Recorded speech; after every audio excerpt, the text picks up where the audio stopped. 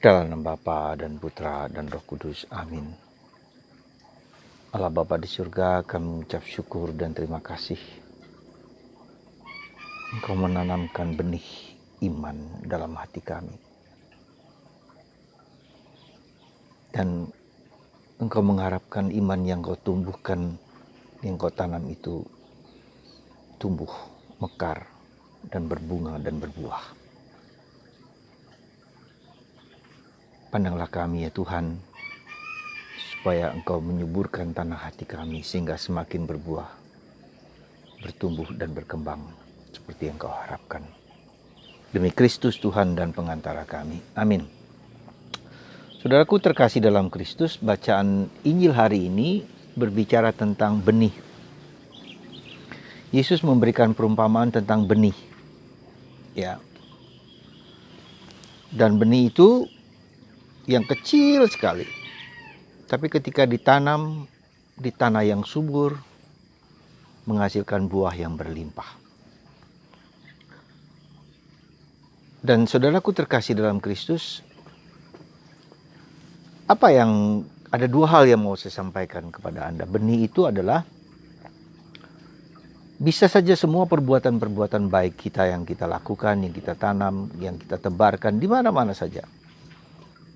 Bisa tumbuh ketika zaman kita, tapi bisa tumbuh juga di lain waktu, bukan pada zaman kita. Yang penting kita menaburkan benih kebaikan kepada siapa saja, benih cinta kasih, benih keluhuran kemuliaan. Itu yang menjadi tugas dan tanggung jawab kita, sehingga ada orang yang menabur, ada orang yang menanam, tapi ada orang yang menyiram, menumbuhkan, dan lebih daripada itu Tuhan sendiri yang bekerja. Itu yang pertama. Jadi tanggung jawab kita, tugas kita masing-masing untuk menaburkan benih-benih itu. Lalu yang kedua, benih itu adalah apa sebetulnya? Iman. Kalau Yesus mengatakan benih itu adalah kerajaan Allah, iman itu, iman yang Tuhan tumbuhkan dalam hati kita itu berupa benih. Ya.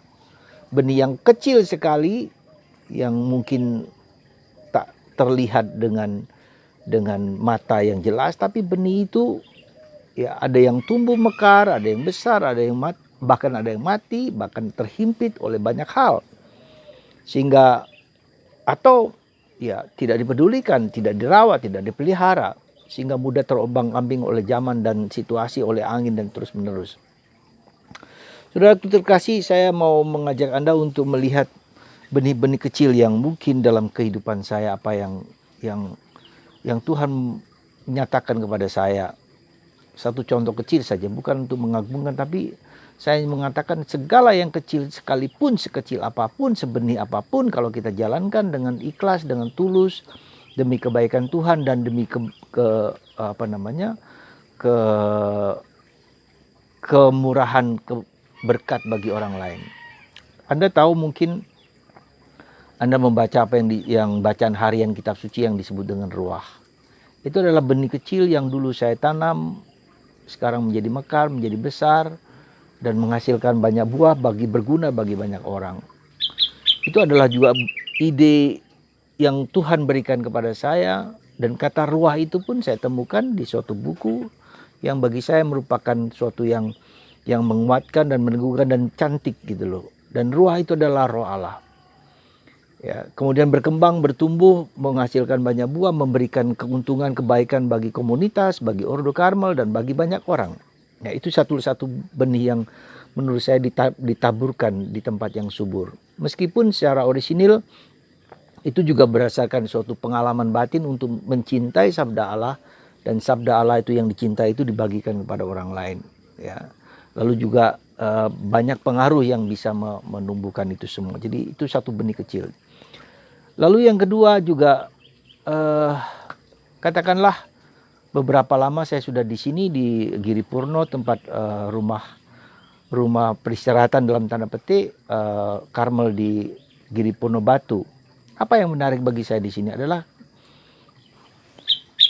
saya punya banyak waktu untuk bertanam, bercocok, ya, bergaul dengan tanah.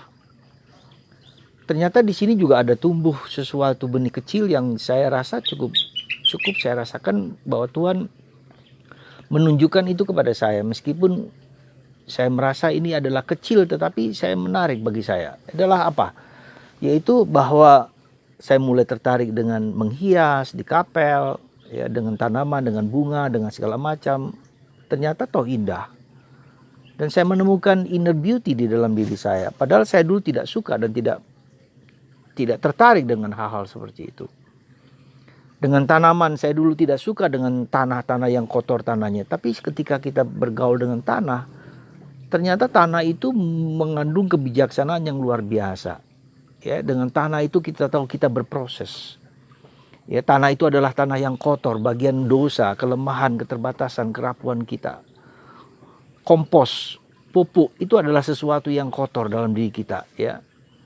Nah, disinilah unsur penting di dalam tanah itu adalah unsur feminitas.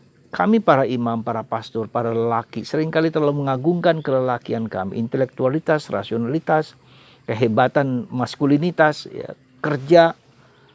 Tetapi juga harus dikembangkan unsur feminitas, unsur keheningan, unsur kesunyian, unsur diam, unsur tanah, ya, unsur udara. Itu adalah bagian-bagian kesunyian, bagian-bagian feminitas, ya. Orang menikmati, dan inilah unsur mistikus, unsur kontemplativus, ya. Nah, maka panggilan kita untuk menjadi mengembangkan unsur maskulinitas dan feminitas, unsur aktif, tetapi juga unsur pasif, yaitu unsur kontemplatif, unsur doa, unsur hening, sehingga kita menjadi manusia yang utuh, ya.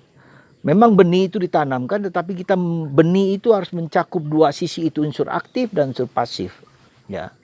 Maria yang unsur kontemplatif, unsur hening, tersunyi, duduk di kaki Yesus, dan Marta yang bekerja, ya, melakukan sesuatu. Nah, ketika manusia berada dalam suatu keutuhan yang demikian, maka dia akan lebih banyak berbuah kepada orang lain.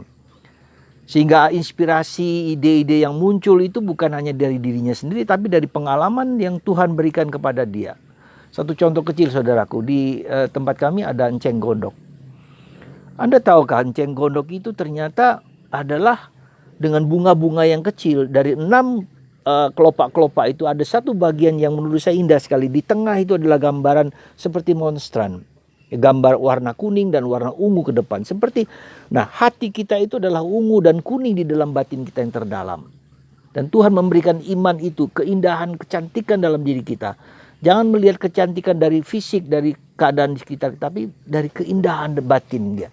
Seperti monstran api yang bernyala-nyala, di mana Yesus ada di dalamnya. Maka kalau kita menemukan iman di dalam Yesus Kristus, maka kita akan memancarkan sinar yang gemilang, yang mewarnai seluruh dunia. Seperti enceng gondok.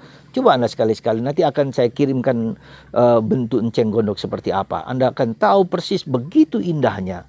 Meskipun kecil tapi begitu indah, begitu menariknya. Meskipun enceng gondok itu ditabur menjadi menjadi gulma yang tidak menarik di air-air, tetapi ternyata meskipun demikian kita tahu, ya, begitu indah. Demikian juga hidup kita. Life is beautiful, indah. Dan yang kedua, bagaimana itu terjadi? Paulus dalam surat kedua hari ini mengajak kita untuk melihat selama kita bertubuh berdarah, darah kita bertubuh, itu kita akan mengalami penderitaan. Kita harus mengalami kesulitan, mengalami derita, mengalami konflik. Apapun juga selama kita masih memiliki darah tubuh ini, kita akan mengalami konflik. Tapi jangan lupa, itu juga mengandung kepada kita suatu nilai yang lebih dalam. Kalau kita ingin masuk lebih dalam, ya, ke dalam hidup rohani yang dalam, relasi yang dalam, iman yang dalam, itu harus melepaskan tubuh kita, melepaskan panca indera kita, pendengaran, penglihatan, penciuman, tasting, merasa, lalu menghirup segala macam, itu harus dilepaskan. Maka ketika orang memasuki dunia kontemplatif, dia harus melepaskan tubuh panca inderanya supaya Tuhan yang adalah roh yang tidak kelihatan itu seperti angin, seperti Elia mengatakan seperti angin yang siup-siup, yang menggerakkan, menghadirkan. Nah, jadi dengan kata lain, iman itu adalah sesuatu yang dianugerahkan, yang tidak kelihatan tetapi powerful. Dan untuk sampai kepada iman yang adalah roh itulah, maka kita wajib untuk melepaskan tubuh kita, raga kita, keinginan kita untuk melihat, keinginan kita untuk mendengar, keinginan kita untuk merasa.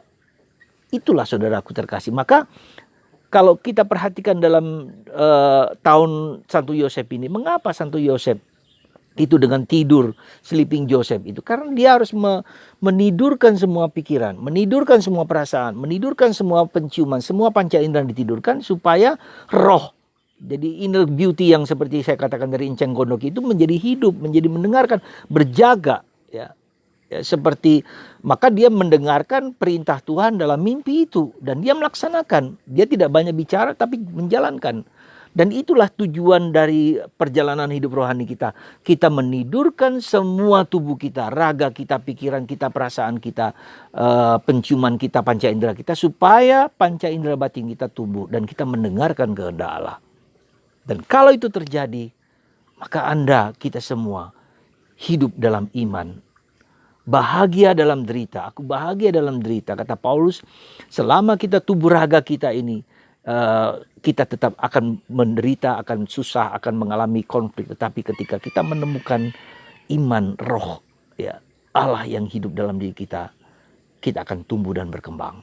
Saudara, mari benih yang ada dalam hati kita tumbuhkan dengan belajar, berjuang, berusaha, yaitu dalam tanda petik menidurkan semua panca indera kita dan mengizinkan Tuhan untuk mengontrol hidup kita. Kalau kita punya panca indera, kita cenderung mengontrol, kita cenderung untuk membuat untuk menjadi diri kita sendiri. Kita lepaskan tangan kosong Santa Teresa dari kanak-kanak Yesus. Biarlah tangan kosong ini supaya Tuhan mengisi tangan kita ini dan hati yang kosong, mengisi hati kita dan tangan yang kosong dengan kehendak Allah, dengan kemauan Allah. Jangan begini. Kalau kita begini dan ini kontrol dan ini ego dan ini adalah lelaki yang suka mencapai sesuatu. Tetapi wanita seperti ibu yang tangannya terbuka. Mari kita menjadi manusia yang maskulin, gagah perkasa, tapi lembut, tulus, seperti burung merpati.